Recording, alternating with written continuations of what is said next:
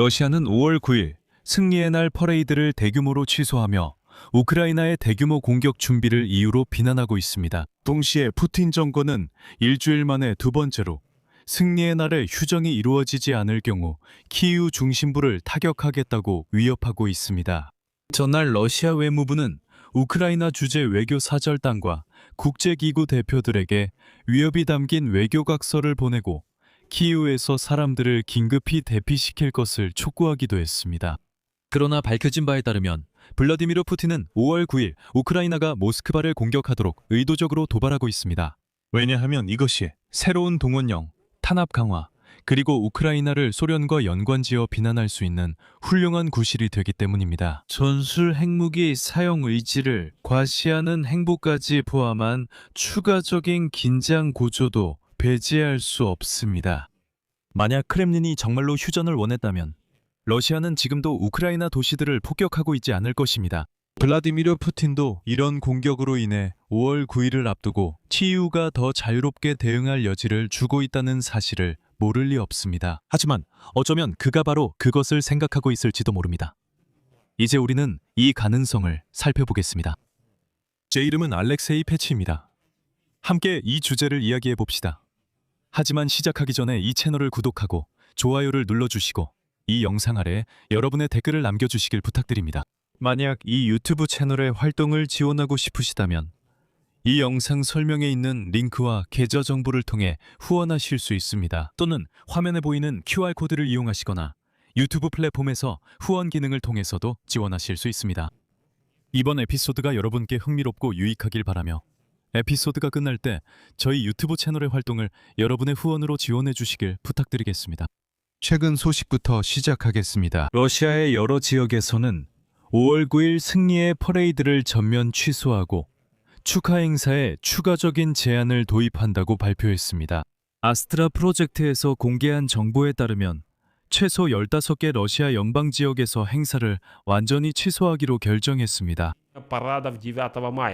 벨고로드, 보로네시, 쿠르스크, 브란스크, 로스토프, 사라토프, 랴잔, 칼루가, 오룰, 프스코프, 노브고로드, 니즈니 노브고로드, 레닌그라드주와 크라스노다르 지방, 그리고 추바시아에서 해당 조치가 시행됩니다.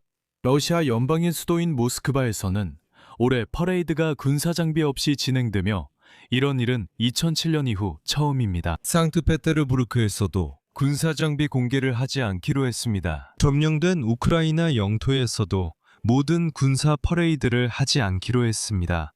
러시아의 일부 지역에서는 추가로 제한 조치가 도입되어 행사 기간 동안 불꽃놀이가 취소되고 인터넷 접속이 중단되는 등의 일이 있었습니다. 심지어 불멸의 연대 행사조차 완전히 취소되고 온라인 형식으로 전환되었습니다. 이런 보여주기식의 공황은 많은 의문을 불러일으킵니다. 왜냐하면 객관적으로 보면 우크라이나 드론이 작년에도 전승절 열병식을 공격할 수 있었지만 그때는 퍼레이드를 취소하지 않았고 재작년에도 마찬가지였습니다. 그런데 올해는 갑자기 우크라이나 위협을 핑계로 퍼레이드가 대거 취소되고 있습니다. 상황이 이렇게까지 되어 푸틴 정권은 이번 주에만 두 번째로 만약 전승절에 휴전이 이루어지지 않으면 키예프 중심부를 타격하겠다고 위협하고 있습니다. 어제는 늘 술에 취한 여자가 나와 발언했습니다. 러시아 외무부 대변인 마슈카 자하로바가 나와서 러시아 외무부가 외교사절단과 국제기구 대표들에게 위협이 담긴 각서를 보냈다고 밝혔습니다. 모스크바는 다른 나라 외교관들에게 러시아 국방부의 발표를 심각하게 받아들이라고 요구했습니다. 그 발표에서는 키예프 중심부에 대규모 미사일 공격을 가하겠다고 위협하고 있습니다. 휴전 중 모스크바가 공격당할 경우입니다. 8일, 9일. 또한 러시아 외무부는 키예프시에서 외교 및 기타 대표부 직원들의 사전 대피를 보장할 것을 촉구했습니다. 러시아 연방 외무부는 보복 공격이 의사결정 센터를 포함한 곳에도 가해질 수 있다고 확언했습니다. 우리는 전쟁 내내 의사결정 센터라는 말을 들어왔습니다. 먼저 말씀드리자면 러시아인들은 결코 보복 공격을 할 수 없습니다. 여기서는 논리와 인과관계를 따져봐야 합니다. 전쟁을 시작한 것은 씻지 않고 야만적인 러시아였습니다. 따라서 러시아가 침략자입니다. 그리고 보복 공격은 오직 우크라이나만이 할 수 있습니다. 러시아가 하는 모든 행동은 오직 침략일 뿐입니다. 어떤 공격이든 전부 침략이고 우크라이나는 이에 대응하는 것입니다. 러시아는 보복 공격을 할 수 없습니다. 다시 한번 말씀드리지만 인과관계를 생각해야 합니다. 그리고 저 술 주정뱅이 취한 사람 말이죠. 마슈카 자하로바가 불평했어요. 우크라이나 대통령 블라디미르 젤렌스키가 모스크바에서 열리는 전승절 퍼레이드에 우크라이나 무인기가 참여할 수 있다고 암시했을 때 유럽 정치공동체 정상회의에서 아무도 그를 제지하지 않았다고요. 또한 취한 자하로바는 냉소적으로 러시아가 침략자의 입장이 아니라 단지 방어만 하고 있다고 덧붙였어요. 뭐 당연하죠. 언제나 그렇듯이 그들은 공격한 적이 없고 그냥 방어만 하고 있다고 하죠. 이와 관련해서 폴란드 매체 제치포스폴리타는 블라디미르 푸틴이 모스크바에 대한 공격을 유도하거나 직접 준비하고 있다고 직접적으로 언급한 기사를 냈습니다. 그는 이것을 의도적으로 하고 있습니다. 다음은 제치포스폴리타의 인용문입니다. 유럽에는 러시아의 우크라이나 대상 대규모 전쟁이 5년째 이어지는 가운데 처음으로 며칠간의 휴전이라는 아주 미미한 가능성이 있었습니다. 크렘린이 블라디미르 푸틴의 선전용 승리 퍼레이드 기간인 5월 8일과 9일에 발효될 일방적인 휴전을 선언했을 때 우크라이나는 5월 5일 밤에서 6일로 넘어가는 시점부터 무기한으로 지속될 자체 휴전을 제안하며 크렘린을 능숙하게 한 수 앞질렀습니다. 이렇게 해서 우크라이나는 이번 전쟁에서 블라디미르 푸틴의 진짜 의도를 또 한 번 폭로하는 데 성공했습니다. 평화에 대한 미약한 희망은 러시아의 공습으로 우크라이나 도시들이 폭격당하면서 무너졌습니다. 그리고 여기서 우크라이나 내무부의 자료에 따르면 5월 6일 밤 러시아의 공격으로 27명의 민간인이 사망했고 최소 120명이 부상을 입었다는 점을 말씀드리겠습니다. 이렇게 러시아는 휴전 약속을 지키고 있습니다. 사정이 지나자마자 러시아군은 휴전 체제를 위반했습니다. 밤새 미사일과 드론으로 우크라이나 도시들을 공격했습니다. 여기서 잠깐 생각해 봅시다.